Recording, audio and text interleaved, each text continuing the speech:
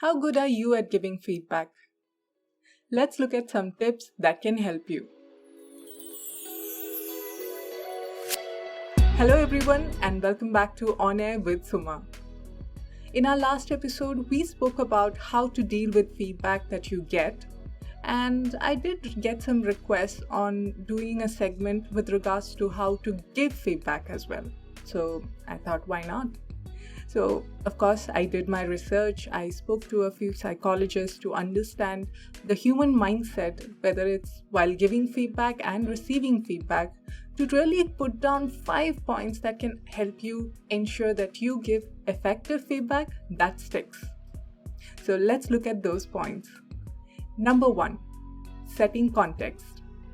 What do I mean by setting context? Make sure that when you're giving feedback, it is about something that's quite recent. Your feedback might be something that you have noticed as a trait in someone, but you need to make sure that you relate it to something recent so that person can actually think back and relate and understand why you are providing this feedback. This is very important. Number 2, be objective. Don't be judgmental and never bring in your personal opinion when you're trying to give feedback. So, this is human tendency after all, right? We all have our own personal beliefs, our own personal values, and this is something very difficult to do, in fact. So, I would say before you give someone feedback, try to ask yourself that question. Am I being objective? Am I giving feedback that is actually required? Number 3, emphasize on the impact. Feedback that lasts and really makes an impression are the ones where you're able to relate and explain the impact of someone's action. So, let's take an example.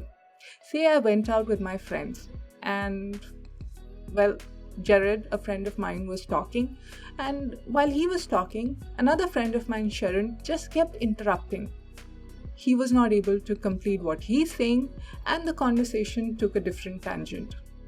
Now, the next day, I spoke to Sharon and I told her, listen, I think you were a little rude last night to keep interrupting Jared while he was trying to make his point, he was trying to voice his opinion, and I don't think it was a really good thing to do because all it did was make Jared feel like his opinions did not matter and was not really valued.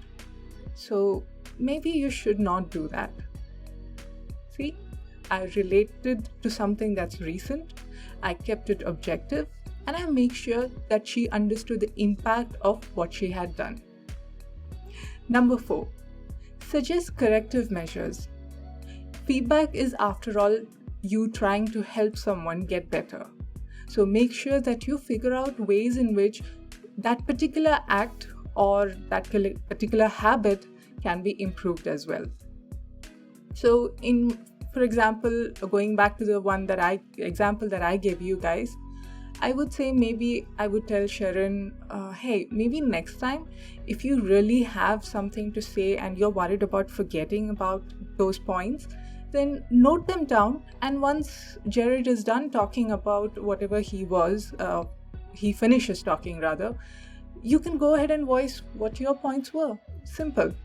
So I just gave her a suggestion, but this plays a very important role because the person you are giving feedback to now believes and knows that your intention is to actually help.